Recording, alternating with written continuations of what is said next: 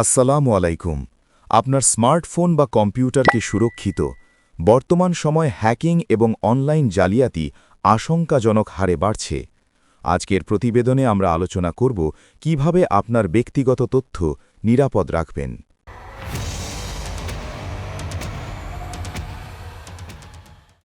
Point ১, two factor authentication.